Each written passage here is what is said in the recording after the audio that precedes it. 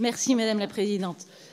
Comme cela a été rappelé par Monsieur le rapporteur, ce projet de loi vise à mettre à jour la liste des emplois concernés par la procédure de l'alinéa 5 de l'article 13 de la Constitution, c'est-à-dire les emplois pour lesquels la nomination par décret par le Président de la République est conditionnée par le résultat d'une audition devant les commissions parlementaires compétentes de chaque assemblée. Le projet de loi qui nous est présenté a donc essentiellement une portée technique qui se limite à la mise à jour des emplois concernés pour prendre en compte un certain nombre d'évolutions. Néanmoins, l'enjeu de ce texte, qui est le contenu de la liste des emplois pour lesquels la nomination du président s'accompagne d'une procédure de contrôle parlementaire, est importante pour nous, parlementaires.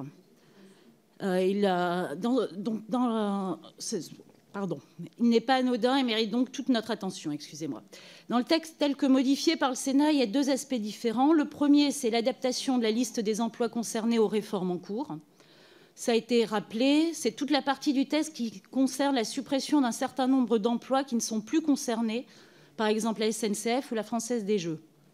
Sur ces points, en ce qui concerne la SNCF, les modifications votées par le Sénat ne nous apparaissent pas opportunes et nous pencherons, comme le rapporteur, pour le retour au projet initial du gouvernement.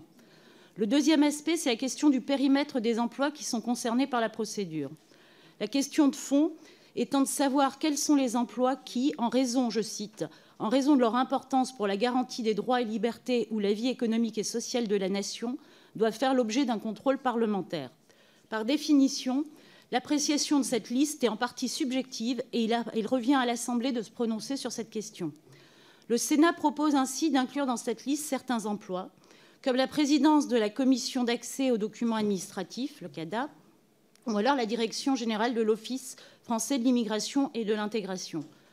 Ce sont des propositions intéressantes auxquelles nous sommes favorables dans la mesure où elles aboutissent à renforcer le contrôle parlementaire sur les nominations décidées par le chef de l'État. L'importance de ces organismes pour la protection des droits fondamentaux justifie tout à fait leur ajout. Certains amendements proposés par la France insoumise notamment concernent certaines agences sanitaires dont l'importance est notable et ne manque pas non plus d'intérêt. La position de notre groupe sera donc de revenir au projet initial de la loi du gouvernement, tout en prenant en compte certaines avancées votées au Sénat et certaines propositions de l'opposition afin de perfectionner le contrôle exercé par le Parlement sur les nominations présidentielles. Je vous remercie.